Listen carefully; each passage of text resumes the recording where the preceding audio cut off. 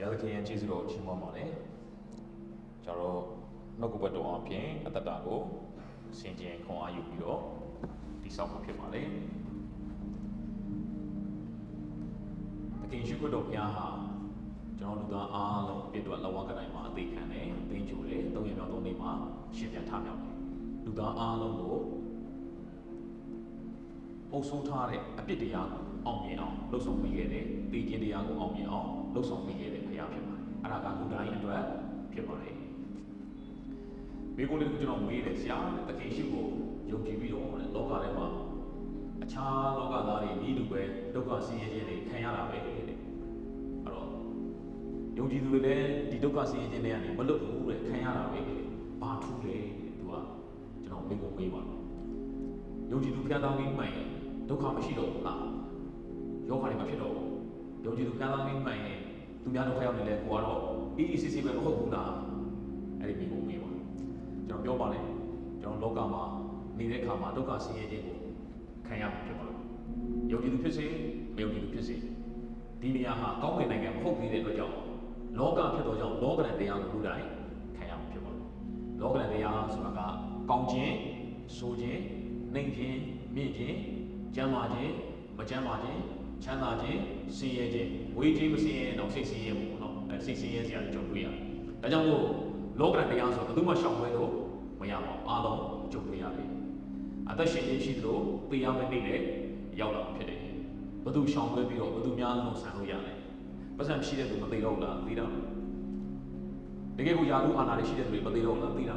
ဆင်းရဲတာလည်းသိတာဘယ်သူမှရှောင်လွှဲလို့မရဘူးဒါကြောင့်မို့သခင်ယေရှုပေးတဲ့အရာကဒီလောကရန်တရားတွေမကြုံတွေ့တော့မဟုတ်ပဲနဲ့လောကရန်တရားကိုအောင်မြင်သောအသက်တာဖြစ်အောင်သခင်ယေရှုကမဆာပေးလိုက်တယ်ဆင်းရဲခြင်းချမ်းသာခြင်းအခြေအနေနဲ့လုံးကိုအောင်မြင်သွားဖို့ကျမ်းမာခြင်းမကျမ်းမာခြင်းအခြေအနေနဲ့လုံးကိုအောင်မြင်သွားဖို့အသက်ရှင်ခြင်းသိခြင်းအသက်ရှင်တဲ့အခါမှာလည်းကြုံတွေ့ရမယ့်ဒုက္ခဆင်းရဲခြင်းသိတဲ့အခါမှာလည်းအပိန်ငယ်မှာကြုံတွေ့ရမယ့်ဒုက္ခဆင်းရဲခြင်းအဲ့ဒီနှစ်ခုစလုံးကိုအောင်မြင်ဖို့အတွက်သခင်ယေရှုကလုပ်ပေးလိုက်ခြင်းဖြစ်ပါတယ်ဒါကြောင့်မို့ယုံကြည်သူမှန်ရင်မဖျားရဘူးမနာရဘူးဘာယောဂမှမကြုံအောင်ဘာဒုက္ခမှမကြုံအောင်လို့မပြောပါဘူးရှင်ယောဟိခန်း16အပိုင်းငယ်33မှာသခင်ယေရှုကပြောပါတယ်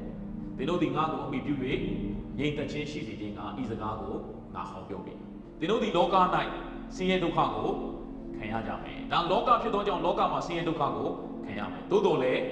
းမစိုးရိမ်ပါနဲ့တဲ့ငါဒီလောကကိုအောင်ပြီကျွန်တော်တို့ကိုးကွယ်တဲ့သခင်ယေရှုခရစ်တော်ဘုရားဟာလူသားအားလုံးကိုကယ်တင်တဲ့ယေရှုခရစ်တော်ဘုရားဟာလူသားအားလုံးကိုချစ်တဲ့ယေရှုခရစ်တော်ဘုရားဟာလူသားအားလုံးအပြစ်တော်လက်ဝါးကတိုင်းမှာအသေးခံပြီးတော့ပြီးချိုပြီးမှ၃ရက်မြောက်သောနေ့မှာရှင်ပြန်ထမြောက်ပြီးတော့လောကရဲ့လောကရန်တရားအနှိမ့်မြင့်ဆင်းရဲချမ်းသာအသက်ရှင်ခြင်းသိခြင်းဒီຢာတွေအားလုံးကိုသူကအောင်မြင်သွားတယ်။ဘယ်ຢာကမှသူ့ကိုရှုံးနေအောင်လုပ်လို့မရအောင်။အဲ့ဒီအောင်မြင်ခြင်းဟာသင်သိကျွန်တော်အတွက်ဖြစ်ပါလေ။ဒါကြောင့်မို့ယုံကြည်သူကနေ့တိုင်းမှာအောင်မြင်သောသူကဲ့သို့အသက်ရှင်ဖို့ဘုရားကပြင်ဆင်ပေးလိုက်ပြီ။ယုံကြည်သူဘုရားသားသမီးတယောက်ကအောင်မြင်သူဖြစ်အောင်ကြိုးစားရမှာမဟုတ်ပါဘူး။အောင်မြင်သောသူကဲ့သို့အသက်ရှင်ရမှာဖြစ်တယ်။အောင်မြင်သူဖြစ်အောင်ကြိုးစားရမှာမဟုတ်ဘူးနော်။အောင်မြင်သူကဲ့သို့အသက်ရှင်ရမယ်။အောင်မြင်သူလို့ပြောလိုက်ရင်ကျွန်တော်တို့ကဘယ်လိုနားလည်လဲဆိုတော့သူများထက်နာမည်ကြီးကြော်ကြားသွားတာအောင်မြင်သွားတယ်။ဒါကျွန်တော်ကဒီလိုနားလည်ပါတယ်။ကျမ်းစာကပြောတဲ့အောင်မြင်သောသူဆိုတာအဲ့ဒါကတော့မဟုတ်ပါဘူး။သူများထက်ငွေကြီးချမ်းသာသွားတယ်။သူများထက်ပို့ပြီးတော့အစင်မြင့်မြင့်စီးစိမ်ဥစ္စာတွေပိုင်ဆိုင်တယ်။ဒါကိုအောင်မြင်သောသူလို့ထင်တတ်ပါတကယ်တော့မဟုတ်ပါဘူး။တမန်ကျမ်းစာကပြောတဲ့အောင်မြင်သောသူဆိုတာကအချိန်ဒီတိုင်းမှာကျမ်းမာသည်ဖြစ်စေအိယာထဲမှာလဲနေသည်ဖြစ်စေအချိန်ဒီတိုင်းမှာငြိမ်သက်နေတော်သူဖြစ်တယ်။အချိန်ဒီတိုင်းမှာဝမ်းမြောက်နိုင်တော်သူဖြစ်တယ်။အချိန်ဒီတိုင်းမှာမင်္ဂလာရှိတော်သူဖြစ်တယ်။ယုံကြည်သူဘုရားသားသမီးဟာအချိန်ဒီတိုင်းမှာငြိမ်သက်အေးချမ်းစွာနဲ့ဖြတ်သန်းနိုင်တော်သူဖြစ်တယ်။ဘာသာရှိလဲအေးစစ်စစ်ပဲမရှိလဲအေးစစ်စစ်ပဲ။စီးစိမ်ဥစ္စာတွေရှိလဲအဲ့ဒီရှိခြင်းပုံမှာမဝါကြွားဘူး။အဲ့ဒီရှိခြင်းပုံမှာရင်မခုန်ဘူး။အဲ့ဒီစီးစိမ်ဥစ္စာတွေမရှိလဲဘဝကိုနေတတ်တဲ့ကြည်လက်တယ်။အဲ့ဒါအောင်မြင်တော်သူလို့ခေါ်တယ်။ဘယ်အချိန်တရားမှသူ့ကိုရှုံးအောင်လုပ်လို့မရဘူး။ရှိတဲ့အချိန်တွေကလည်းရှုံးအောင်လုပ်လို့မရဘူး။မရှိတဲ့အချိန်တွေကလည်းရှုံးအောင်လုပ်လို့မရဘူး။လောကမှာငွေကြေးရှိတဲ့သူကလည်းပြည့်စုံပြီလားဆိုတော့မပြည့်စုံသေးဘူး။သူ့မှာထပ်လို့နေတယ်ပဲ။အဲ့ဒါမအောင်မြင်သေးဘူး။အောင်မြင်တော်သူဆိုတော့ဘယ်အချိန်တရားမှသူ့ကိုကြရှုံးအောင်လုပ်လို့မရတော့ဘူး။ဘာယောဂဘာပြဿနာဘာအခက်ခဲမှမရှိတဲ့တတ်တာပြောတော့မအောင်မြင်တော်သူဆိုတာအဲ့ဒီအခက်ခဲတွေယောဂတွေလောကရန်တရားတွေကြားထဲမှာငြိမ်သက်ခြင်းဝမ်းမြောက်ခြင်း ဖျားရဲ့မဆာခြင်းနဲ့ရှင်သန်နိုင်သောသူကိုအောင်မြင်သောသူလို့ခေါ်ပါတယ်အမင်္ဂလာတွေကြားထဲမှာဘာဖြစ်နေသောသူလဲမင်္ဂလာဖြစ်နေသောသူအဲ့ဒါကအောင်မြင်သောသူခေါ်ပါတယ်ယောသတ်အသက်တာထဲမှာပေါတိဖာအိမ်မှာနေပြီမဲ့ပေါတိဖာအိမ်မှာသူ့ကြောင့်မဖြစ်သွားလဲဆိုတော့ကောင်းကြီးဖြစ်တယ်လို့တမန်ကျမ်းစာကဖော်ပြတယ်အဲ့ဒီမှာသုံးဆွဲတဲ့ကျမ်းပိုက်ကပေါတိဖာရဲ့အိမ်လို့မရေးဘဲနဲ့ကပောက်ချမ်းမှာဘယ်လိုရေးလဲဆိုတော့ကပောက်ချမ်းအခန်းကြီး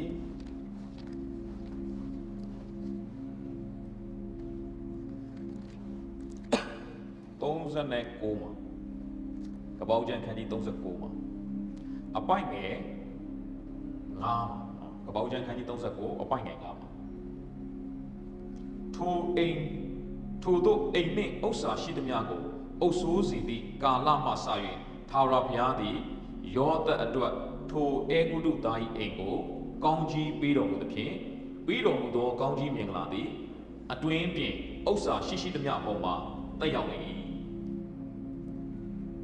ယောသတ်ကြောင့်နဲ့ပေါတိဖာ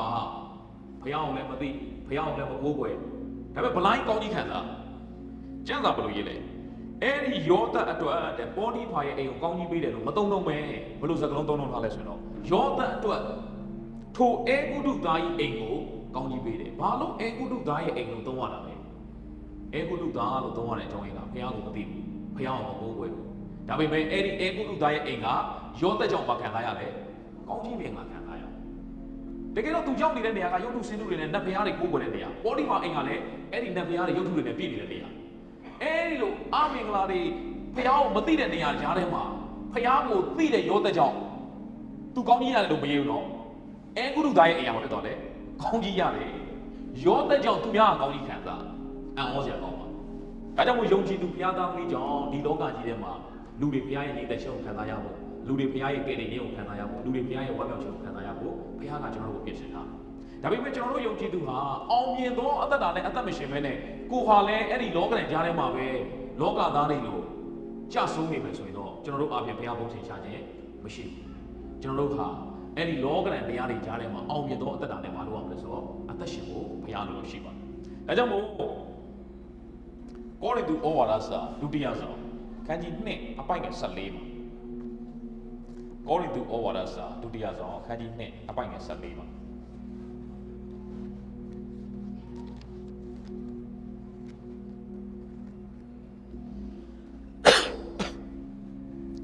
ငါတို့သည်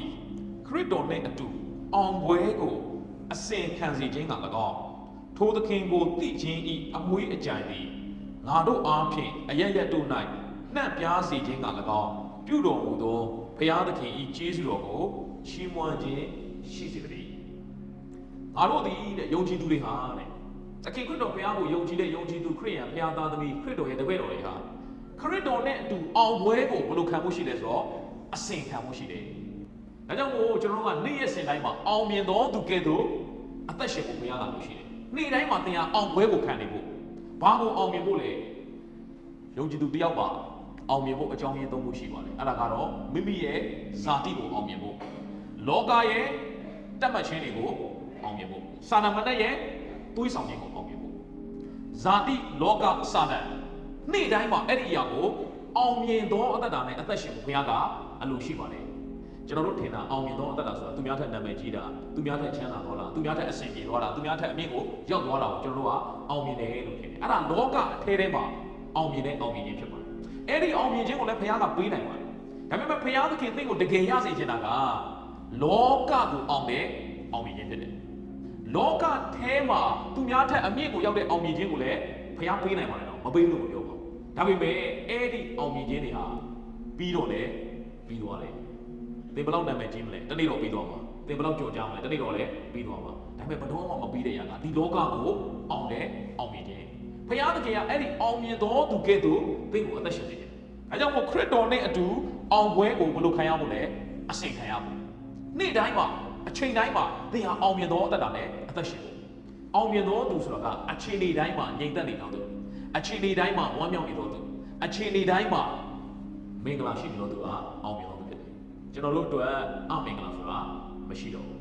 အမင်္ဂလာအားလုံးကိုဘယ်သူယေရှုခရစ်တော်ဘုရားလောကတိုင်းမှာအားလုံး ယူသွားပြီသင်ဟာယေရှုကိုယုံကြည်တဲ့အချိန်ကစပြီးတော့နေ့တိုင်းဟာအသင်တို့ကောင်းကြီးမြင်လာတယ်ကျမ်းမာသည်ဖြစ်စေအဲ့ရထဲမှာလဲနေတဲ့သင်ဟာကောင်းကြီးမြင်လာခံရတော့ဖြစ်တယ်ယောဂပြောင်းမှကောင်းကြီးဖြစ်တာမဟုတ်ယောဂရှိနေတယ်ကောင်းကြီးခံရတယ်တချို့ကျွန်တော်မိတ်ဆွေတွေရှိတယ်ယောဂရှိနေတယ်ဘုရားတော်ကိုတော့ဆောင်နေသေးပဲဘုရားတော်လုပ်နေသေးပဲသူတို့အပြင်မင်္ဂလာဖြစ်တယ်ဒါကြောင့်ကျွန်တော်တို့ဘဝအသက်တာထဲမှာယောဂပြောင်းမှမဟုတ်ယောဂပြောင်းတာလဲကောင်းကြီးမင်္ဂလာပဲယောဂရှိနေလဲကောင်းကြီးမင်္ဂလာပဲကောင်းကြီးမင်္ဂလာဆိုတာကကောင်းတဲ့အခြေအနေနဲ့တွဲနေတာမဟုတ်ဘူးကျွန်တော်ထင်တာကောင်းကြီးမင်္ဂလာဆိုတာကောင်းတဲ့အခြေအနေတစ်ခုခုရှိရင်ကောင်းကြီးမင်္ဂလာလို့ထင်တတ်ပါတယ်ကောင်းကြီးမင်္ဂလာဆိုတာကောင်းမြတ်တဲ့ဘုရားနဲ့တွဲနေတာဖြစ်တယ်ကောင်းမြတ်တဲ့ဘုရားအတူရှိနေခြင်းဟာကျွန်တော်တို့ကကောင်းကြီးမင်္ဂလာပဲဒါကြောင့်မို့သင်ဟာယေရှုကိုယုံတဲ့ခြင်းအစပြီးတော့အေမာနွေလဘုရားကသင်အထက်ထဲမှာလာပြီးတော့အတူရှိတယ်အဲ့ဒီဘုရားရှိနေတဲ့အတွက်ကြောင့်သင်ဟာအောင်မြင်တော်သူဖြစ်တယ်အောင်မြင်တော်သူကသင်အထက်ထဲမှာသင်အထက်ထဲမှာရှိတဲ့ယေရှုကသင်ရဲ့အမင်္ဂလာအားလုံးကိုဖယ်ရှားပြီးတော့ပြီဒါကြောင့်မို့သင်ဟာမင်္ဂလာရှိတော်သူဖြစ်တယ်အချိန်တိုင်းမှာမင်္ဂလာရှိတယ်အလုတ်ပြုတ်သွားလဲမင်္ဂလာရှိတယ်လစာတိုးလဲမင်္ဂလာရှိတယ်လစာမတိုးလဲမင်္ဂလာရှိတယ်ဘာကြောင့်မင်္ဂလာရှိတာလဲအချိန်နဲ့မဆိုင်ယေရှုရှိခြင်းကမင်္ဂလာဖြစ်စေတာဖြစ်တယ်ဘာကြောင့်ငြိမ်သက်ပြီးတော့အသက်ရှင်နေနိုင်တာလဲယေရှုရှိခြင်းကသင်တို့ဒီငါ့ကိုအမိပြု၍ငြိမ်သက်ခြင်းရှိစေခြင်းကဤစကားကိုငါဟောပြီသခင်ယေရှုရှိခြင်းကသင်ရဲ့ငြိမ်သက်ခြင်းပဲဒါကြောင့်မို့ငါတို့ဒီခရစ်တော်နဲ့အတူကိုတယောက်ရဲ့တော့အောင်ပွဲကိုမခံနိုင်ဘူးဘယ်သူနဲ့အတူလဲခရစ်တော်နဲ့အတူဘုရားသခင်ကိုထားခဲ့လို့မရဘူးခရစ်တော်နဲ့အတူဆိုကျွန်တော်တို့အောင်မြင်ပြီးသားပဲ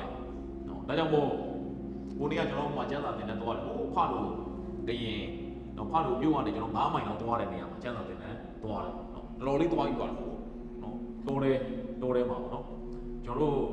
အခုအချိန်မှာစီကလည်းရှားတယ်ဗျနော်စုံမကိစ္စကလည်းရှိတယ်ဒါပေမဲ့ဒီကြားထဲမှာကျွန်တော်တို့တော့ခရီးသွားတာကျွန်တော်တို့ပဲနော်ဟိုကျွန်တော်တို့ကျိုင်းတော့တာချီလေးသွားတော့လည်းအဲ့လိုပဲလမ်းမှာစီရပဲအဝေးခရီးကမိုင်ပေါင်းများစွာဆိုတော့စီရလမ်းမှာကုန်တာပဲလေကုန်တော့စီဆိုင်ကိုတောင်းပန်ပြီးတော့ထည့်ပေးပါဗျာခရီးကဆက်သွားရအောင်ဟာမထည့်ပေးဘူးတချို့စီတိုင်းတချို့စီတိုင်း2000ကိုရ3000အဲ့ဒါလည်းထည့်ပါတော့ကျွန်တော်တို့အဲ့လိုပဲခရီးဆက်တာလေနော်ဖခင်ဘလောက်ပဲခက်ခဲပါသေးဖခင်သခင်ကသူ့ရဲ့အမှုတော်ထဲမှာလှုပ်ဖို့တော့ကျွန်တော်တို့တောင်းပေးထားတဲ့ကြောင့်ကျွန်တော်တို့ရဲ့ပန်းနိုင်ကဖခင်နိုင်ငံတော်ကျေပြတ်မှုပဲသင်လောကမှာအသက်ရှင်ရတာဖခင်နိုင်ငံနဲ့ကျေပြတ်မှုတော့ပဲအဲ့ဒီအတွက်ကိုကျွန်တော်တို့ကအသက်ရှင်ဖို့ပဲဖြစ်ပါတယ်ကျန်တာတွေကလောကကြီးကတော့နေနိုင်ပြင်းလိုက်ပူလိုက်အေးလိုက်ကောင်းလိုက်ဆိုးလိုက်ဒီလိုပဲရှိနေမှာဖြစ်ပါတယ်နော်အခုအချိန်လေးကြည့်ရင်ကျွန်တော်တို့ကောင်းတာတဲ့ဆိုးတာတွေကပုံများတယ်ဗျနိုင်ငံရေးကြည့်မလားလူမှုရေးကြည့်မလားစီးပွားရေးကြည့်မလားတဘာဝပတ်ဝန်းကျင်ရာသီဥတုကြည့်မလားဟာငလင်ရလဲတော်တော်လေးစိတ်လှုပ်တယ်ဗျနော်အဲ့တော့မြို့ထဲမှာနေရတော့လဲတော်တော်လေးတော့နော်ထိထိတန်းတန်းနေရတယ်နော်မလွယ်ဘူးဗျကောင်းတာသိမရှိဘူးဖြစ်ကောင်းတာကတော့ဖះပဲရှိတော့တယ်နော်ဖះတော့ God is good all the time ပဲဖះတော့အချိန်တိုင်းမှာကောင်းမြတ်တယ်ဒါကြောင့်ကောင်းမြတ်တဲ့ဖះနဲ့အတူအောင်မြင်သောအသက်တာနဲ့အသက်ရှင်ဖို့ဘုရားကအလိုရှိတယ်ကျွန်တော်တို့ကိုကြာရှုံးသောအသက်တာနဲ့ဒီလောကကြီးကိုအရှုံးပေးပြီးတော့အသက်ရှင်ဖို့ဘုရားလိုမရှိကျွန်တော်ကအောင်မြင်သောအသက်တာဒါပေမဲ့အောင်မြင်သောအသက်တာကိုကျွန်တော်ကအမှတ်မှားတယ်ချမ်းသာမှအောင်မြင်တယ်လို့ထင်တယ်ကျမ်းမာမှအောင်မြင်တယ်လို့ထင်တယ်နာမည်ကြီးကြော်ကြားမှကျွန်တော်ကအောင်မြင်တယ်လို့ထင်တယ်သူများထက်အမြင့်ကိုရောက်မှအောင်မြင်တယ်လို့ထင်တယ်တမန်ကျမ်းစာကပြောတဲ့အောင်မြင်တယ်ဆိုတာကအဲ့ဒီအခြေအနေနှစ်ခုစလုံးကိုအောင်မြင်သွားတာကောင်းခြင်းဆိုးခြင်းနှိမ့်ခြင်းမြင့်ခြင်းကျမ်းမာခြင်းမကျမ်းမာခြင်းချမ်းသာခြင်းဆင်းရဲခြင်းဘယ်အခြေအနေမှမဆိုရင်ကျမ်းမာလဲ AC ပဲမကျမ်းမာလဲ AC ပဲအချိန်တိုင်းမှာငြိမ်သက်သွားတယ်အချိန်တိုင်းမှာဝမ်းမြောက်နိုင်တယ်အချိန်တိုင်းမှာအမင်္ဂလာဆိုတာမရှိတော့ဘူးအသက်ရှင်လဲမင်္ဂလာရှိတယ်သေလေမူကားတာပြီးတော့အကျိုးရှိသေးတယ်သေခြင်းကကျွန်တော်တို့အမင်္ဂလာမဟုတ်တော့မင်္ဂလာဖြစ်သွားတယ်သေခြင်းကကျွန်တော်တို့အရှုံးမှုတော့သေခြင်းဒီအောင်ခြင်းတိုင်းနစ်မြုပ်ပြီသေခြင်းကကျွန်တော်တို့အောင်မြင်ရေးဖြစ်သွားတယ်ဘာမှလည်းအရှုံးလိုက်ရှာလို့မရတော့ယေရှုကိုယုံတဲ့ကသင်ဟာအောင်မြင်တော်သူဖြစ်တယ်အဲ့ဒီအောင်မြင်သောအသက်တာနဲ့လောကကြီးထဲမှာအသက်ရှင်ဖို့ဘုရားအလိုရှိပါတယ်ဖြောင့်မတ်တော်သူဟာတဲ့စွန်ကလုံးပင်ကဲ့သို့ပွင့်လန်းနေတမန်ကျမ်းစာကဖော်ပြစွန်ကလုံးပင်အကြောင်းလေ့လာတဲ့အခါမှာအဲ့ဒီစွန်ကလုံးပင်တွေကမုံတိုင်းတန်ခံရလေလေသူ့အမြစ်ကိုအထဲကိုသူကထိုးသွင်းလိုက်လေမုံတိုင်းတန်ခံရလေလေပိုတန်ပါလေလေပညာရှင်တွေကလေ့လာကြည့်တော့မုံတိုင်းတန်ခံရတဲ့စွန်ကလုံးပင်ကတော့အသီးသီးနိုင်မှာမဟုတ်ပိုပြီးတယ်အဲ့ဒီစွန်ကလုံးပင်နဲ့ဘယ်သူနိုင်တာလဲဆိုတော့ယုံကြည်သူကိုနိုင်တာလေကျွန်တော်ဟိုဒူဘိုင်းပဲရောက်တဲ့အခါမှာအပင်လိုက်ရှာအပင်တပင်းမှမတွေ့ဘူးဘာပဲမလို့စုံလုံးပဲပဲတွေ့ဟာအဲ့ဒီအပင်တွေတော့ဒဏ်ခံနိုင်တယ်ဗျပူတဲ့ချိန်ဒဏ်နာရသေးဘူးဆိုပူတဲ့ချိန်ရဲဆက်ဆက်ပူတာအပင်မှမနေနိုင်အုံတော်သူကျော်တော်ပြတ်ဟိုအဲအကူခိုင်းနေမှာပဲနေရအေးတဲ့အချိန်ကြောက်လဲအတန်ကုန်အေးတာအဲ့ဒီရာသီဥတုတောင်ခံနိုင်တာအဲ့စုံလုံးပဲမှာ तू ကမသေးတဲ့အပြင်အသိပါပြီးသေးတယ်မုံတိုင်းတန်ခံရလေလေတဘာဝရာသီဥတုတန်ခံရလေလေပိုတန်ပါလေလေပဲဒါကြောင့်မို့ယုံကြည်သူဟာပြဿနာအခက်အခဲတွေဒုက္ခအခက်အခဲတွေကြောက်နေတော့သူဟုတ် အဲ့ဒီမုံတိုင်းနဲ့ခံရလေလေ तू ကပိုတန်ပါလိမ့်မယ်ဝิญဉ်ရေးရပို့ပြီးတော့ရင့်ချက်ကြီးထွားလိမ့်မယ်တခါမှလောကဓာတ်တရားမခံဘူးတဲ့သူကဒိန်းကလေးဆိုဖြစ်လိုက်ဟာလဲတာပဲဒါကြောင့်မို့သခင်ယေရှုကပြောပါလေကြောက်ပေါ်မှာစောက်တဲ့အိမ်နဲ့သဲပေါ်မှာစောက်တဲ့နှစ်အိမ်စလုံးကမိုးရွာပြီးတော့ရေစီးတဲ့ကြောင်ခံရတယ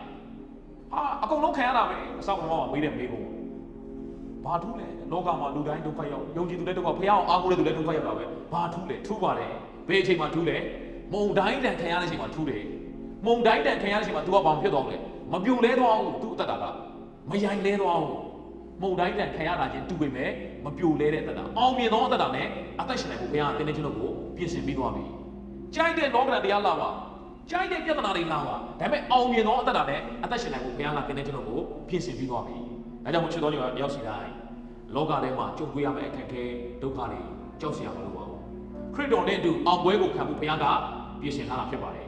်ဒါကြောင့်မို့သေမင်းရိပ်ကောင်းမှုတဲ့ဂျိုင်ဝမ်းကိုရှောင်သွားစရာမလိုပါဘူးကျမ်းစာကရှောင်သွားလို့ပြောဘယ်လိုသွားလဲရှောက်သွားလို့ပြောပါတယ်ဖြတ်ရှောက်သွားအဲ့ဖြတ်ရှောက်သွားတဲ့အခါမှာမင်းတယောက်တည်းမဟုတ်ဘူးတဲ့ကိုတော်ဟာကျွန်တော်နဲ့အတူရှိတော်မူပြီးဖြစ်၍အဲ့ဒီတိုးရင်းကြီးကင်ထားတဲ့နှံနဲ့တောင်ဝဲတော်ဟာကျွန်တော်ကိုချမ်းသာစေပါတယ်အဲ့ဒီသေမင်းရိပ်ကောင်းမှုတဲ့ဂျိုင်ဝမ်းကိုရှောင်သွားလို့မရဘူးလားဘုရားရှောင်မသွားခိုင်းရှောက်သွားခိုင်းတယ်ဘာဖြစ်လို့လဲတစ်ဖက်မှာမရှိတယ်စားပွဲကိုပြင်ဆင်ထားတယ်ကျွန်တော်ခွက်ပလားကရှင်နေရှိတယ်ကျွန်တော်ခေါင်းကိုစီးနေလိမ့်တယ်အဲ့ဒီစားပွဲကဘာသူရှိမှလဲမိတ်ဆွေရှိမှမဟုတ်ရန်သူရှိမှဟာရန်သူရှိမှစားဖို့ဆိုတာဘလို့မြုံကြနော်ရန်သူဆိုတာကိုယ်တိုက်ခိုက်မဲ့သူကိုယ်ဒုက္ခပေးမဲ့သူဒါပေမဲ့အဲ့ဒီရန်သူရှိမှမလုပ်တော့အခွင့်စားနိုင်ရတဲ့အခွင့်ဖခင်ကသင်ကိုပြင်ဆင်ထားတယ်ရန်သူကိုအာယုံဆိုင်ရင်တော့သင်မြုံကြမှာမဟုတ်ဘလို့မှစားဝင်မှာမဟုတ်ဘလို့ပဲအာယုံဆိုင်ရမှာအဲ့ဒီရန်သူရှေ့မှာစားပွဲကိုခင်းပေးတဲ့သင်နဲ့အတူရှိတဲ့တိုးတင်းကိုအာယုံဆိုင်တော့သင်ဟာအေးစစ်စစ်စားနိုင်မှာဖြစ်တယ်။တိုးတကောင်ကချင်းသိရှေ့မှာမျက်စားနေတယ်လို့ပေါ့။ဘေးနားမှာတိုးတင်းရှိတော့အေးစစ်စစ်သူစားနိုင်တာပေါ့။ဒါပေမဲ့အဲ့ဒီရန်သူကိုအာယုံဆိုင်တော့စားနိုင်မှာပေါ့။အဲ့တော့လောကဓာတ်တရားတွေဆိုတာလာမှာပဲ။ပြဿနာတွေဆိုတာကြုံရမှာပဲ။အဲ့ဒီတော့စိတ်မပြတ်ပါနဲ့။စိတ်မပူပါနဲ့။ဘုရားသခင်ကျုံတဲ့အတူရှိတယ်။အောင်မြင်ရသောအခွင့်ကိုဘုရားကပေးပြီးသားဖြစ်တယ်။ဒါကြောင့်မို့ကျမ်းစာကခရစ်တော်နဲ့အတူအောင်ပွဲကိုအစီခံဖို့ရတဲ့ဘုရားကကျေးဇူးပြုတဲ့ဘုရားဖြစ်ပါတယ်။ကျမ်းစာကဆက်ရေးတယ်။ထိုသခင်ကိုသိခြင်းဤအမွေးအကြိုင်သည်ငါတို့အားဖြင့်အရရက်တို့၌နှံ့ပြားစေခြင်းက၎င်းပြုတော်မူသောဘုရားသခင်ကျေးဇူးတော်ကိုချီးမွမ်းခြင်းရှိစေတည်း။ထိုသခင်ကိုသိခြင်းအမွေးကြံကျွန်တော်တို့ကနေ့ရက်စဉ်တိုင်းမှာသခင်ရှိကိုသိလာမယ်ဆိုရင်ကျွန်တော်တို့အသက်တာတွေကနေဘာထွက်လာမလဲ။အမွေးကြံအနတ်နဲ့ယနတ်ဆိုတာမတူဘူး။အနတ်ဆိုတာကမွေးတဲ့အနံ့ရှိတယ်။ငံနဲ့အနံ့အပုပ်နဲ့ရှင်ရှိတယ်။ယနံ့ကြတော့မွေးကြိုင်တော့အနံ့ဖြစ်တယ်။ကျမ်းစာကပြောတယ်ထိုသခင်ကိုသိခြင်းဤအမွေးအကြိုင်အဲ့တော့ကျွန်တော်တို့အထဲထဲကနေဘာထွက်ရမလဲ။ယနံ့ပဲထွက်ရ။အမွေးအကြိုင်ပဲထွက်ရ။ဘယ်အချိန်မှထွက်လဲ။သခင်ရှိကိုသိလာလေလေသင်အသက်တာရဲ့အသက်ရှင်ခြင်းတွေကနေအမွေးကြိုင်ထွက်လာ။သင်ရဲ့အပြောသင်ရဲ့စကားပြောခြင်းသင်ရဲ့လှုပ်ရှားခြင်းသင်ရှိတဲ့နေရာမှာလူတွေကသင်ရောက်တာနဲ့အားလုံးဝမ်းသာနေတယ်။သင်ရှိနေတာနဲ့လူတွေကပျော်နေတာအဲ့ဒါထိုသခင်ကိုသိခြင်းရဲ့အမွေးကြိုင်ဒါမှမဟုတ်သိနေမယ်ကြားတာနဲ့အဲ့ဒီတော့အစမပြေပါဘူးเนาะအဲ့ဒီတော့မရှိတော့ကျွန်တော်တို့ကအပုပ်နှံများထွက်နေတာအမွေးကြိုင်များထွက်လာเนาะဒါကိုပြန်ပြီးတော့စဉ်းစားမှုဖြစ်ပါတယ်ဧဒရာကတဲ့ရှင်မင်းအာရွှေယုကိုဆက်လဖို့ရအတွက်6လပတ်လုံးနဲ့မူရန်စီနေတဲ့6လပတ်လုံးနတ်သားစီစိန်ရအဲ့ဒီထဲမှာအဲ့ဒါနဲ့ရေချိုးရအဲ့ဒီလိုပြင်ဆင်ပြီးတော့မှတဲ့ရှင်ဘုရင်အာရွှေယုကိုဆက်တိုက်ကျမ်းစာမှာအဲ့တိုင်းရေးတာ6လပတ်လုံးမူရန်စီဣသရာဝတ္ထုခန်းကြီးနဲ့အပိုင်ငယ်7နဲ့ရှင်ဘုရင်အာရွှေယုထံသို့ဝင်ဖို့ရန်အတွက်6လပတ်လုံးမူရန်စီ6လပတ်လုံးနတ်သားအမျိုးရှိသောစင်ကြယ်သောဆေးမျိုးကိုသုံးပြီးစင်ကြယ်ခြင်းအမှုပြီးသည့်တိုင်အောင်ထိုကာလကိုလွန်စေရ၏အဲ့ဒီနောက်မှရှင်ဘုရင်စီကိုဝင်ရတယ်ဘုရင်စီကိုဝင်ဖို့တော့မှ6လတော့ရင်မွေးဖြန်းပြီးဝင်သွားလို့မရအောင်အမွေးနဲ့သာစုပ်ပြီးဝင်သွားလို့မရအောင်အဲ့ဒီ6လလုံးလုံးအဲ့ဒီမူရန်စီနဲ့သူ့ကိုလိမ့်ပေးရမူရန်စီနဲ့အဲ့ဒီနတ်သားမျိုးနဲ့သူကရေချိုးအဲ့ဒါနဲ့လိမ့်ချန်အဲ့ဒါနဲ့အိတ်ဒါကြောင့်မို့သူ့ရဲ့ခန္ဓာကိုယ်ရဲ့အဲ့ဒီအမွေးနဲ့ထွက်ဘာမှမလိမ့်မကြံမနဲ့အမွေးနဲ့ချွေးထွက်တဲ့ခါတော့မှအဲ့ဒီအမွေးနဲ့ထွက်လာတဲ့ကဲသူ့ရဲ့ဘုရင်စီကိုဝင်တဲ့အခါဘယ်လောက်ထိပြင်ဆင်ရမလဲဆိုတော့ဒါကြောင့်မို့ဘုရားသခင်ကကျွန်တော်တို့ကိုလောကမှာကျွန်တော်တို့ရဲ့အသက်ရှင်ခြင်းဟာအမွေးကြိုင်ဖြစ်ဖို့ဘုရားကအလိုရှိပါတယ်။ဘာကြောင့်လဲဆိုတော့အခြားသောသူတွေ ခင်ဗျားကိုသိတာဖြစ်ပါတယ်ကျွန်တော်တို့ရဲ့အသက်ရှင်ခြင်းကတချို့လူတွေရှိတယ်သူ့နာမည်ကြားရတယ်မကြိုက်ဘူးအဲ့နာမည်ကြားတာနဲ့စိတ်ထဲမှာမနစ်မြို့ဒါပေမဲ့တချို့လူတွေကြောင့်သူ့နာမည်ကြားလိုက်တာနဲ့အရန်ကိုဂုဏ်ပြုခြင်းနဲ့လေးစားခြင်းနဲ့အဲ့ဒီလိုမျိုးရှိအဲ့ဒါကလူတစ်ယောက်ရဲ့အသက်ရှင်ခြင်းနဲ့ဆိုင်သူဘယ်လိုအသက်ရှင်လဲဒါကြောင့်မို့ကျွန်တော်တို့ရဲ့အသက်ရှင်ခြင်းဟာသိငြိကြီးပါဟုတ်တဲ့အနံ့မထွက်စေပဲနဲ့မွေးကြိုင်တဲ့အနံ့ထွက်ဖို့ရအတွက်ထိုးသခင်ကိုသိခြင်းအမွေးကြိုင်သခင်ယေရှုကိုသင်ဟာတစ်နေ့တစ်ခြားသိလာမယ်ဆိုရင်သင်အသက်တာတွေကဘာထွက်လာမလဲဆိုတော့အဲ့ဒီအမွေးကြိုင်ထွက်လာလိမ့်မယ်ခရစ်တော်နဲ့တူအောင်ပွဲကိုခံဖို့သင်ရဲ့အသက်တာထဲမှာအမွေးကြိုင်ရနံ့ထွက်ဖို့ရအတွက်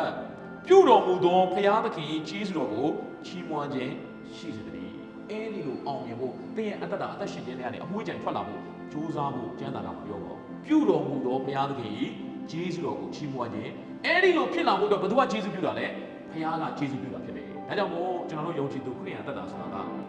ကျွန်တော်က technical ရှိဘာလုပ်အောင်မလဲဆိုတော့စဉ်းစားနှုတ်ကပတ်တော်နားထောင်ရင်ကျမ်းစာသင်တန်းနားထောင်ရင်ဘာလုပ်အောင်မလဲဆိုတော့ကျွန်တော်စဉ်းစားလုပ်အောင်မယ့်အရာထက်ပိုအရေးကြီးတဲ့အရာရှိပါတယ်အဲ့ဒါကယုံရမယ့်အရာဖြစ်တယ်တမန်တရားကိုသိပြီးတော့ယုံကြည်ဖို့ဖြစ်တယ်တမန်တရားကိုမှားယွင်းစွာသိရင်ကျွန်တော်အသက်ရှင်မှုကလည်းမှားယွင်းသွားတယ်ဒါကြောင့်မို့ကျွန်တော်တို့မလုပ်နိုင်တာကိုသိတဲ့အခါမှာဘုရားကလုပ်နေတယ်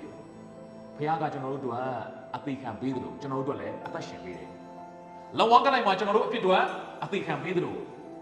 ကယ်တင်ခြင်းရဖို့အတွက်ဖြစ်တယ်ခရိယန်အသက်တာကောင်းသောအကျင့်မှာကျင့်လည်နိုင်ဖို့ရန်အတွက်လည်းဘုရားကသိထဲထဲမှာလာပြီးတော့ရှင်ပေးတယ်အသိခံပေးသောကျေးဇူးတော်နဲ့အသက်ရှင်ပေးသောကျေးဇူးအကုန်လုံးကဘယ်သူပဲလုပ်တာလဲဘုရားပဲလုပ်တာဒီနေ့ထိကျွန်တော်အမှုတော်ဆောင်နိုင်တာဒီနေ့ထိကျွန်တော်အသက်ရှင်နိုင်တာကျွန်တော်တို့ကျမ်းစာဖတ်လာနိုင်ရင်ဆုတောင်းလာနိုင်ရင်ကျွန်တော်လုပ်တာမဟုတ်အားလုံးကအထဲထဲကဘုရားကပဲလုပ်တာဖြစ်တယ်ဘုရားရဲ့ကျေးဇူးတော်မပါရင်ကျွန်တော်ဘာမှလုပ်လို့မရဘူးဒါကြောင့်မို့ခရစ်တော်နဲ့တူအောင်ပွဲကိုခံဖို့ဘုရားပဲလုပ်ပေးတာဖြစ်တယ်သင်ရဲ့အသက်တာလေးကနေအမွေးကြိုင်ထွက်လာဖို့ဘုရားပဲလုပ်ပေးတာဖြစ်တယ်ဒါကြောင့်မို့အဲ့ဒီဘုရားရဲ့လုပ်ပေးခြင်းကိုသင်ကညှင်းဆန်မလားဝန်ခံမလားဘုရားကတော့နေ့တိုင်းသင်အသက်တာအထဲထဲကနေအလုပ်လုပ်နေမှာဖြစ်တယ်ကျမ်းစာဖတ်ခြင်းသိရှိလာအောင်ဆုတောင်းဖို့သူများကိုချစ်တတ်ဖို့သူများကိုပေးကမ်းဖို့သူများကိုခရစ်တော်နဲ့မိတ်ဆက်ဖို့အထဲထဲကနေဘုရားလှုပ်ဆောင်နေမှာဖြစ်တယ်ဒါပေမဲ့သင်ကညှင်းဆန်လို့လည်းရတယ်ဝန်ခံလို့လည်းရတယ်ဒါကြောင့်မို့ကျေးဇူးတော်ကိုညှင်းဆန်တော့သူမဖြစ်ပါသေးနဲ့ကျေးဇူးတော်ကိုညှင်းဆန်လိုက်ရင်တော့ဘုရားကျေးဇူးပြုလို့မရတော့ဘုရားသခင်အတင်းအဓမ္မမလုပ်ပါဘူးသင်ရဲ့သဘောတူညီမှုတိုင်းပဲဘုရားကလှုပ်ဆောင်တာဖြစ်ပါတယ်ဒါကြောင့်မို့ချစ်တော်နေပါဆိုကြရင်ကျွန်တော်တို့ဘဝအသက်တာထဲမှာဘုရားသခင်ဟာအောင်မြင်တော်သူဖြစ်အောင်ကျွန်တော်တို့လှုပ်ဆောင်ပေးပြီးတော့ယုံကြည်သူမှာအဓိကကျွန်တော်တို့အောင်မြင်ရမယ့်အရာ၃ခုရှိပါတယ်အဲ့ဒါကိုသခင်ရှုအောင်မြင်လို့အဲ့ဒါကကျွန်တော်ရဲ့ဇာတိရဲ့ဒီလောကရဲ့တတ်မှတ်ခြင်းတွေရဲ့ပြီးတဲ့အခါမှာစာနာမဏေရဲ့တွေးဆောင်ခြင်းမိမိရဲ့ဇာတိတတ်မှတ်ခြင်းဒီလောကရဲ့တတ်မှတ်ခြင်းစာနာရဲ့တွေးဆောင်ခြင်းတွေကိုအောင်မြင်ဖို့ရအတွက်သခင်ရှုကလုပ်ပေးပြီးသွားဖြစ်တယ်။ဒါကြောင့်မို့ငါတို့သခင်ရှုခွင့်အားဖြင့်အောင်ခြင်းခွင့်ကိုပေးတော်မူသောဘုရားသခင်ကျေးဇူးတော်သည်ကြီးလာဆိုတာ။အဲ့ဒီအောင်ခြင်းခွင့်ကိုဘုရားကပေးပြီးသားတဲ့။ဒီနေ့မှအောင်မြင်အောင်ကြိုးစားခိုင်းတာမဟုတ်တော့ဒီနေ့သိချင်တာသိစေချင်တာကဘုရားအသင်အောင်ခြင်းခွင့်မလုပ်ပြီးသားပေးပြီးသားသင်အောင်ခြင်းလည်းရတယ်မအောင်ခြင်းလည်းရတယ်လောကထဲမှာလောကကိုတက်မှတ်ပြီးအသက်ရှင်ခြင်းလည်းရတယ်မိမိရဲ့ဇာတိတိုင်းအသက်ရှင်ခြင်းလည်းရတယ်စာတန်ရဲ့သွေးဆောင်မှုမှာလိုက်ပါပြီးအသက်ရှင်ခြင်းလည်းရတယ်ဒါမှမဟုတ်သင်ဟာဇာတိလောကစာတန်ကိုအောင်မြင်သောအသက်တာနဲ့အသက်ရှင်ခြင်းလည်းရတယ်သင်ရဲ့သဘောပဲအဲ့ဒီလိုအသက်ရှင်နိုင်အောင်လည်းဘုရားကလုပ်ပေးပြီးသွားပြီဒါကြောင့်မို့တိယောခန်းကြီးကအပိုင်းငယ်405ပါဘုရားသခင်ဤသားဖြစ်တော်သူသည်ကလောကကိုအောင်တယ်လောကကိုအောင်ခြင်းအကြောင်းမူကားငါတို့ဤယုံကြည်ခြင်းပေသည်ယေရှုသည်ဘုရားသခင်ဤသားတော်ဖြစ်သည်ကိုယုံကြည်သောသူမှတပါအဘယ်သူသည်လောကကိုအောင်နိုင်သနည်းသခင်ယေရှုကိုယုံတဲ့သူပဲလောကကိုအောင်နိုင်တယ်သခင်ယေရှုကိုမယုံတဲ့သူကတော့လောကကိုမအောင်နိုင်လောကကိုအောင်တယ်ဆိုတာသူများထက်အမြင့်ကိုရောက်တဲ့အရာကိုပြောတာမဟုတ်ပါဘူးလောကကိုအောင်တယ်ဆိုတာကျမ်းမာချမ်းသာနေတဲ့အတ္တကိုပြောတာမဟုတ်ပါဘူးလောကကိုအောင်တယ်ဆိုတာကအခြေအနေတိုင်းမှာငြိမ်သက်ခြင်းနဲ့အသက်ရှင်နိုင်သောတတ်တာဖြစ်တယ်အခြေအနေတိုင်းမှာဝမ်းမြောက်ခြင်းနဲ့အသက်ရှင်နိုင်သောတတ်တာဖြစ်တယ်အခြေအနေတိုင်းမှာမင်္ဂလာရှိနေသောအတ္တတာဖြစ်ပါတယ်အဲ့ဒီလူဟာလောကစည်းစိမ်ရှိတယ်အဲ့ဒီပုံမှာမဝါကြွားအောင်ရင်မကုန်မရှိတယ်သူ့ဘဝတရားမှာနေတတ်တယ်ကျင့်တတ်တယ်သူ့ရဲ့မျက်မှောက်ပြုခြင်းဟာအခြေအနေမဟုတ်ဘူးသခင်ရှိကိုပဲမျက်မှောက်ပြုတတ်တာဖြစ်ပါတယ်ဒါကြောင့်မို့ရှင်းတော်ညီပါရောက်စီတိုင်းကျွန်တော်တို့ဘဝအတ္တတာအတွက်အနည်းကရန်သူကကျွန်တော်တို့ရဲ့ဇာတိပဲကျွန်တော်မွေးနေ့မှာကျွန်တော်မိတ်ဆွေဆရာရုံးကတရားဟောလူပေါင်းမမနဲ့ကျွန်တော်နော်လူပေါင်းမမနဲ့ဆိုပေါင်းတာလည်းသူပဲရှိတယ် လူပေါင်းမားနေတဲ့ဆရာမြတ်နေတယ်နော်သူကကျွန်တော်ဆုံးပါလေနော်အဲ့တော့ဆရာရုံးကဟိုလူပေါင်းမားလို့ဟိုပျက်စီးသွားတဲ့နော်ရုပ်ရှင်ဘက်အကြောင်းပေါ့နော်အဲ့မှာအာဟန်နဲ့တော့ပေါင်းတာအဲ့သူအဲ့ဒါလေးပြောပြတယ်နော်အဲ့တော့လူပေါင်းမားနဲ့အေးပေါင်းတာလည်းနေမဲရှိတယ်နော်တကယ်တော့ကျွန်တော်တို့ကအသက်တာထဲမှာအခြားသူတွေကကျွန်တော်တို့ဒုက္ခဖြစ်စေတာပေါ့ကျွန်တော်တို့ရဲ့ဇာတိရပဲကျွန်တော်တို့ကိုဒုက္ခဖြစ်စေတယ်ကျွန်တော်တို့ရဲ့ယံသူကအဲ့ဒီအနိကဆုံးယံသူကအဲ့ဒီဇာတိပဲကျွန်တော်တို့ရဲ့တတ်မှတ်ခြင်းပဲလောကကိုတတ်မှတ်ခြင်းအောင်မြင်ခြင်းနဲ့စိတ်ဝါကြွားခြင်းနဲ့စိတ်အဲ့ဒီလောဘစိတ်တွေကကျွန်တော်တို့ဒုက္ခပေးတာဒ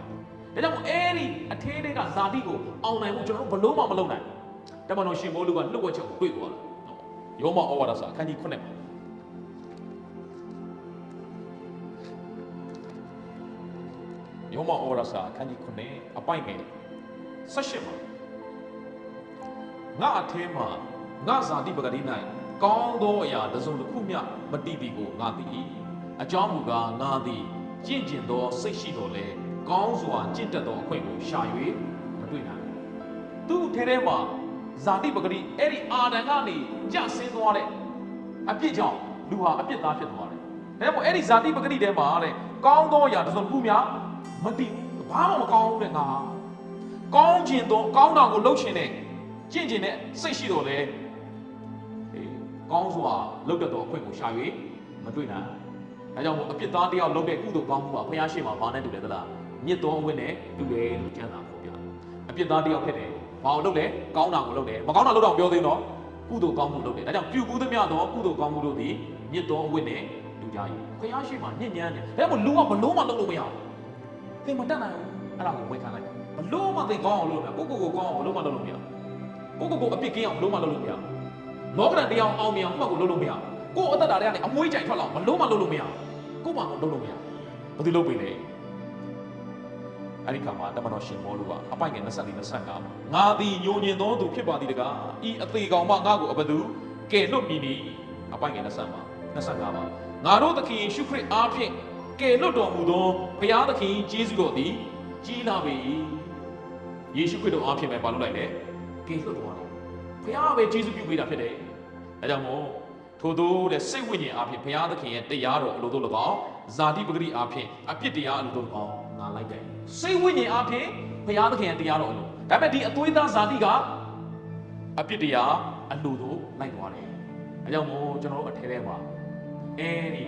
တန်ရှင်တော်ဝိညာဉ်တော်ကနေရယူဒါပေမဲ့အပြစ်သိမ်းထားတဲ့ခန္ဓာကိုယ်အသွေးသားရှိတော့ကြောင့်ဇာတိကလည်းလွန်ဆွဲတယ်ဇာတိနဲ့ဝိညာဉ်နဲ့ဒါကြောင့်မို့သင်ဟာဘယ်ဘက်ကိုဦးစားပေးမလဲသင်ဟာဖခင်ရဲ့ဝိညာဉ်သဘောဘက်ကိုဦးစားပေးရင်တော့နေ့တိုင်းမှာအောင်မြင်သောသက်တာနဲ့အသက်ရှင်နိုင်မှာဖြစ်ပါတယ်။အဲမို့တမန်တော်ရှင်ဘောလူကအကြံတစ်ခုပေးတယ်။ငါပြည့်ညတ်သင်ကားတဲ့ဝိညာဉ်ပဂတိတိုင်းကျင့်နေကြတော့အဲ့ဒီလိုကျင့်နေပဲဆိုရင်ဇာတိပဂတိတိုင်းပဲအသက်မရှင်ပြီးတော့အတိတ်ဘက်ကပါလေနေ့စဉ်ကျမ်းစာဖတ်မယ်ဆုတောင်းမယ်ဖခင်နဲ့မိသားရဖွဲ့မယ်နှုတ်ဘက်တော်တွေနားထောင်မယ်ဖခင်များများအချိန်ပေးမယ်အဲ့ဒါဆိုကျိန်းသေးတယ်သင်ဟာအောင်မြင်သောအသက်တာနဲ့အသက်ရှင်နိုင်မှာဖြစ်။ကြိုက်တဲ့ပြဿနာလားသင်မယိုင်လဲတော့မပြိုလဲတော့ဖခင်ရဲ့နှုတ်ဘက်တော်တိုင်းသင်ဟာခိုင်ခန့်နေမယ်ဆိုရင်အောင်မြင်သောအသက်တာနဲ့လောကဓာတ်တရားတွေကိုအောင်မြင်သောအသက်တာနဲ့အသက်ရှင်နိုင်မှာဖြစ်ပါတယ်။သင်အထဲကလည်းအမွှေးကြိုင်ထွက်လာမှာဖြစ်တယ်။သင်အထဲကနေဇာတိနဲ့အသက်ရှင်လို့ကတော့ဘလောက်ပဲကောင်းတာလုပ်လို့အပုပ်နဲ့မှထွက်လာမှာ။ဇာတိနဲ့အသက်ရှင်လို့ကတော့သခင်ယေရှုပြောတယ်မလား။ပါရီရှဲတွေကိုမင်းတို့ဟာထုံးဖြူတုတ်ထားတဲ့အုပ်ပုံနဲ့တူတယ်။အပြင်မှာကြည့်တော့အရန်လှတယ်။အထဲထဲမှာမလုပ်တယ်။အပုပ်နဲ့ထွက်နေတယ်။ဇာတိနဲ့အသက်ရှင်တော့ဘလောက်ချမ်းသာဖတ်ဖတ်ဘလောက်ဆူတောင်းဘလောက်ပဲအလူငွေတွေထည့်အေးဇာတိနဲ့အသက်ရှင်တဲ့အရာတွေကတော့ပုတ်ပြတ်ခြင်းပဲ။ဒါကြောင့်ဝိညာဉ်သဘောတိုင်းအသက်ရှင်ပါ။ဝိညာဉ်သဘောတိုင်းအသက်ရှင်တယ်ဆိုတာကဖျားအလိုတိုင်းအသက်ရှင်ခြင်းဖြစ်တယ်။ဇာတိနဲ့အသက်ရှင်တယ်ဆိုတော့ငါဆိုတဲ့အတ္တနဲ့ငါဆိုတဲ့သဘောနဲ့အသက်ရှင်ခြင်းဖြစ်တယ်။ဒါကြောင့်တမန်တော်ရှင်ဘောလူကငါသည်ခရစ်တော်နဲ့တူလောက်ဝါကတိုင်မှာသိခံပြီးငါဆိုတဲ့ဇာတိပြီးသွားပြီ။သို့တော်လည်းအသက်ရှင်တယ်ထို့သောဆိုတော့ငါသည်ကိုယ်တိုင်မရှိခရစ်တော်သည်ငါ၌ရှင်တော်မူ၏။ငါကိုယ်တိုင်မရှိတော့ဘူးတဲ့။ငါအောင်မြင်ခြင်းနဲ့ငါကြော်ကြားခြင်းနဲ့ငါချမ်းသာခြင်းနဲ့အဲ့ဒါငါမရှိတော့ဘူးတဲ့။ငါအထဲထဲမှာခရစ်တော်ဘာဖြစ်စေခြင်းလဲသခင်ယေရှုဘာလုပ်စေခြင်းလဲအဲ့ဒီတိုင်းပဲငါအသက်ရှင်တော့တယ်ငါနဲ့အသက်ရှင်သူတွေကတော့သင်ဟာယဉ်နှံ့ထွက်မှာမဟုတ်ဘူးအပုံနဲ့ပဲထွက်မယ်ခရစ်တော်ကိုရှင်ဝင်ပေးရင်တော့အမွှေးကြိုင်ထွက်လာမှာဖြစ်ပါတယ်ဒါကြောင့်မို့နေ့ရက်စတိုင်းမှာသခင်ခရစ်တော်ကိုသိခြင်းဟာအမျက်ပဲလို့တမန်တော်ရှင်ဘောလို့ပြောပါတယ်ကျွန်တော်အသက်တာထဲမှာနော်ဟိုးကျွန်တော်ကျမ်းစာသင်တန်းတစ်ခုသွားတော့သင်တော်ကြီးတယောက်ကဆရာမြတ်တရားတဲ့ဘတော်မှမရှုံးနာမည်ကမြတ်နေလေကျွန်တော်လည်းကြည့်တော့ဟုတ်သားပဲငါနာမည်မြတ်နေရှုံးနေမှာမဟုတ်တာနော်အဲ့တော့အမြဲတမ်းမြတ်နေတာပေါ့နော်ဒါပေမဲ့ကိုယ်သက်တာကိုပြန်ကြည့်တော့ခရစ်တော်နဲ့မသိခင်တော့ကျွန်တော်ရှုံးနေတာဗျကျွန်တော်တို့ ငယ်တော့တော်ဆင်းရဲတယ်ဆံပြုတ်ပြုတ်တော့တဲ့အချိန်ရှိတယ်ပေါင်လန်စားတော့တယ်သူများစီမှာပတ်စံလိုက်ချီရတဲ့ဖះအောင်ပြီးပြီးတော့ဖះအောင်အားမကုတ်တော့ခရိယန်ဖြစ်ပြီးတော့ယုံကြည်သူဖြစ်ပြီးတော့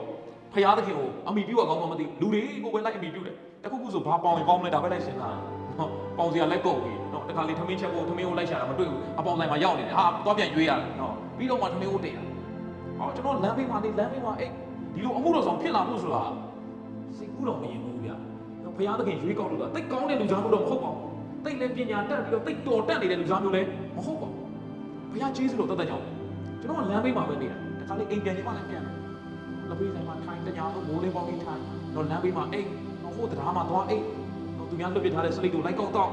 တောက်စရာပတ်စံမရှိဘူးလေသူများလွတ်ပြထားတဲ့စလိတ်တို့တွေလိုက်ကောက်တော့ကိုရဆိုင်မှာမီနီဟာအဲ့ဒီလိုဘဝမျိုးညမရတာမျက်တွေလူကရှုံးနေတာဗျာတတကြီးကရှုံးနောက်တဖြည်းဖြည်းနဲ့ဖះကိုနည်းနည်းအမိပြုအားကိုတက်လာတော့နည်းနည်းလေးမိသားစုကအဆင်ပြေလာတယ်ပေါ့ဗျာပေါင်တန်စရာမလိုတော့သူများစီမှာချီးငားစရာမလိုတော့ဒါပေမဲ့ရှုံးတော့ပဲဗျာစားစရာအသင့်တင်ရှိပါတယ်ဒါပေမဲ့အသက်တာရှုံးတယ်ဘာလို့ရှုံးလဲ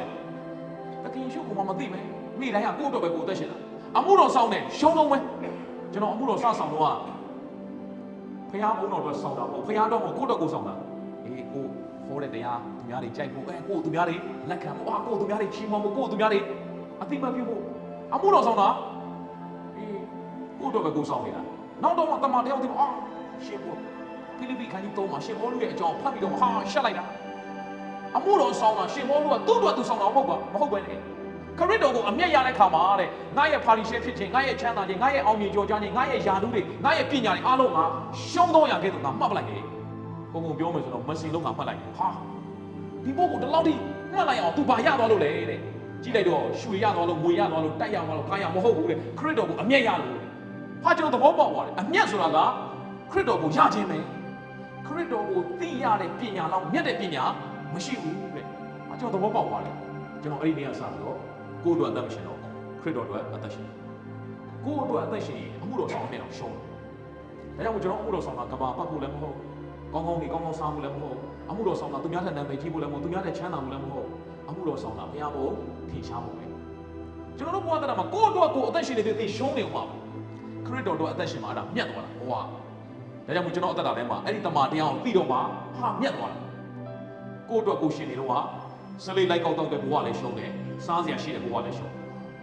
လောကထဲမှာကျင်နေတဲ့ဘဝလည်းရှုံးတယ်အမှုတော်ဆောင်တဲ့ဘဝလည်းရှုံးတယ်ခရစ်တော်အတွက်ရှင်တက်လာမှအမျက်ရမှာအမှနာမည်နဲ့ကြိုက်သွားတာကိုတော့နာမည်နဲ့မကြိုက်ဘူးကိုကနာမည်အမျက်နဲ့လူဝဲရှုံးနေတာဒါကြောင့်ခရစ်တော်ကိုအမျက်ရသွားမှဘဝတတာမြတ်သွားတာဒါကြောင့်မို့သင်ဟာကျမ်းမာသည်ဖြစ်စေအိယာထဲမှာလဲနေသည်ဖြစ်စေစီးစိမ်ဥစ္စာရှိတာမမဟုတ်တော့ချမ်းသာတာမမဟုတ်ခရစ်တော်ကိုမသိရင်အဲ့ဒါရှုံးတယ်သင်ကဘာမှသူများတော့စီးစိမ်ဥစ္စာမရှိဘူးနေ့တိုင်းခရစ်တော်ကိုသင်သိတယ်မြတ်တယ်ဒီနေ့ခရစ်တော်ကိုသင်သိလိုက်ရင်တော့အမြတ်ပဲဒီနေ့မသိလိုက်ရင်ဒီနေ့ကရှုံးတယ်ဒါကြောင့်တနေ့တခြားခရစ်တော်ကိုပို့ပြီးတော့သိနိုင်သင်ရဲ့နေ့ရက်စဉ်တိုင်းကအမြတ်တွေယူတယ်ဒါကြောင့်မို့ခရစ်တော်ကိုသိရင်ဘာဖြစ်မလဲသင်အသက်တာတွေကအမွေးကြိုက်သွားခရစ်တော်ကိုသိရင်ဘာဖြစ်မလဲသင်ဟာအောင်မြင်သောအသက်တာနဲ့အသက်ရှင်နိုင်တယ်ဒါကြောင့်မို့ချစ်တော်ညီမတို့စီတိုင်းကျွန်တော်တို့ဘဝအသက်တာထဲမှာကိုယ့်အတွက်အသက်ရှင်နေရရှုံးပါခရစ်တော်ကိုသိရင်တော့အဲ့ဒါအမြတ်ပဲကျွန်တော်အမြဲတမ်းသိခံနိုင်ရရှိပါကျွန်တော်ဒီမြောင်းမြောင်းဘက်မှာကျန်းစာသင်တန်းသွားတော့ကားရက်နာတော့ကျွန်တော်ကားပေါ်ဆင်းတော့သမင်းစားဖို့ပတ်စံမလုံတော့ကော်ဖီမေပလိန်တစ်ခွက်ပဲမှာတော့သူများတွေစားတာတွေ့တော့စိတ်ထဲမှာမကျေနပ်မနာလို့ဖြစ်တယ်နော်ဘုရားသခင်သူများတွေကြောက်ကြွေးတယ်ကျွန်တော်ကြတော့ဘာလို့မကြွေးလဲနော်ဒီမှာကျန်းစာသွားတင်မယ်သူကကော်ဖီမေပလိန်တစ်ခွက်နဲ့ဘုရားသခင်ကြည့်လို့ပါအောင်ကျွန်တော်ဘုရားသခင်စိတ်ဆိုးဘုရားသခင်တော့ညနေမင်းဘာလဲကြီးတွားနေတာငါမင်းနဲ့အတူရှိတယ်ကိုတော်တူရှိတာတော့ဟုတ်တာခေါက်ဆွဲရုပ်တွေပါလုပ်လေကိုတော်ရှိရင်လည်းဘာတက်သိပြလေနမိတ်လက္ခဏာလုပ်လေကိုတော်ရှိပြီးတော့ခေါက်ဆွဲရုပ်လည်းမရှိကြာစံကြောင်လည်းမရှိဆိုဘာမှလည်းတက်သိကျွန်တော်တက်သိကိုအပြင်အရာနဲ့သွားတိုင်းတာတက်သိဆိုတာအထဲထဲမှာဘုရားရှိနေခြင်းကတက်သိပဲဝိညာဉ်တော်ရခြင်းကတက်သိပဲဒါကြောင့်တက်သိဆိုအထဲထဲမှာဘုရားရှိတယ်အဲ့ဒီရှိတဲ့ဘုရားကိုပြကျွန်တော်ဘုရားကိုမပြအောင်လောကရာတွေလိုက်ပြတကယ်တော့တက်သိဆိုတော့ကျွန်တော်အထဲထဲမှာရှိတဲ့ဘုရားကိုပြဘာနဲ့ပြအသက်တာနဲ့ပြကျွန်တော်အသက်ရှင်ခြင်းအမွှေးကြိုင်တဲ့လူတွေအသက်ရှင်တော်ဘုရားကိုသိပါစေဒါပေမဲ့ကျွန်တော်အဲ့ဒါမကြည်တော့ကျွန်တော်ဟိုရှမ်းပြည်လာရှိုးပဲရောက်ကျွေးတာများလို့ကျွေးမခံနိုင်ဘူးစားတာ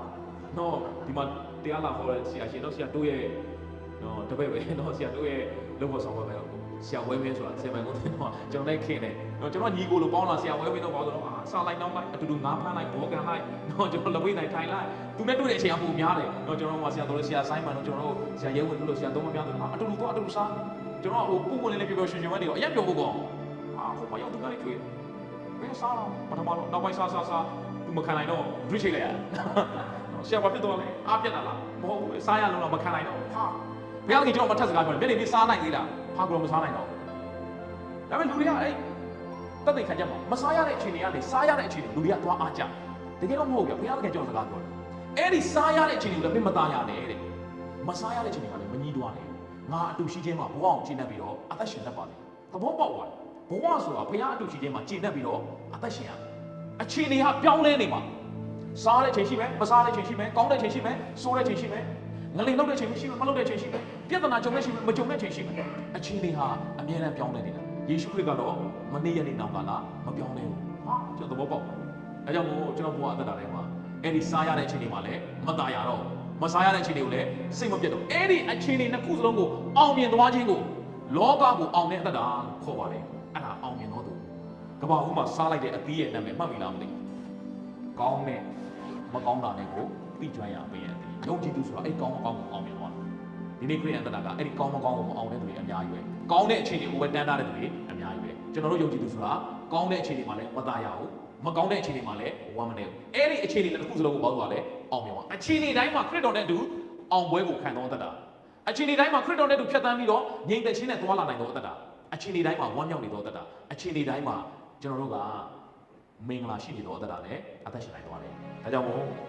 ခရစ်တော်နဲ့ဒီအောင်ပွဲကိုအစဉ်ခံဖို့ဘုရားကတင်းနေကျွန်တော်ကိုပြင်ဆင်ပေးပြီးသွားပါပြီ။ဒီနေ့ဒီနှုတ်ကပတ်တော်ဝင်ပါတယ်ဆိုတာအောင်မြင်သူဖြစ်အောင်ကြိုးစားပါလို့ပြောတော့မို့အောင်မြင်သူဖြစ်အောင်ဘုရားကလုပ်ပေးပြီးသွားပြီဆိုတော့သိစေချင်တာ။အောင်မြင်သောအသက်တာနဲ့ဆက်အသက်ရှင်ပါ။အောင်မြင်သောအသက်တာနဲ့အသက်ရှင်ခြင်းဆိုတာကခရစ်တော်နဲ့အတူအသက်ရှင်ခြင်းဖြစ်တယ်။ကိုယ့်ဘာကိုယ်ဆိုဘလို့မှမအောင်မြင်နိုင်ဘူး။အဲ့ဒီခရစ်တော်ရှိခြင်းကိုသင်အာရုံစိုက်မယ်ဆိုရင်ခရစ်တော်ရှိခြင်းကိုပဲမျက်မှောက်ပြုမယ်ဆိုရင်ဘယ်အခြေအနေကမှသင်ကိုရှုံးအောင်လုပ်လို့မရဘူး။စိမ့်လန်းသောကျဆာအရက်ကလည်းသင်ကိုရှုံးအောင်လုပ်လို့မရဘူး။သင်မေးတော်မူတဲ့ဂျန်ဝမ်းကလည်းသင်ကိုရှုံးအောင်လုပ်လို့မရဘူး။ရန်သူရှိမှလည်းသင်ကိုရှုံးအောင်လုပ်လို့မရတော့ဘူး။အခြေအနေတိုင်းမှာသင်ကအောင်မြင်သောသက်တာနဲ့အသက်ရှင်နိုင်မှာဖြစ်တယ်။ဒါကြောင့်မို့သွားလေရနိုင်ခေါတော့ဘုရားကိုမျက်မှောက်ပြုလို့ကောင်းခြင်းဆိုခြင်းအခြေအနေတွေကိုမျက်မှောက်မပြုလိုက်ပါနဲ့။အခြေအနေကအများနဲ့ပြောင်းနေမှာဖြစ်တယ်။စီးပွားရေးလည်းအများနဲ့ပြောင်းနေမှာနိုင်ငံရေးလူမျိုးစီးပွားရေးအများနဲ့ပြောင်းလဲနေမှာဖြစ်တယ်။မပြောင်းလဲတဲ့ယေရှုခရစ်တော်ဘုရားကိုသင်ကမျက်မှောက်ပြုခြင်းအပြင်ထိုသခင်ကိုအမိပြုခြင်းအပြင်ထိုသခင်ကိုအားကိုးခြင်းအပြင်ထိုသခင်နဲ့အတူအောင်ပွဲကိုအစဉ်ခံရပြီးတော့တနေ့ပြီးတနေ့သင်ရဲ့အမျက်က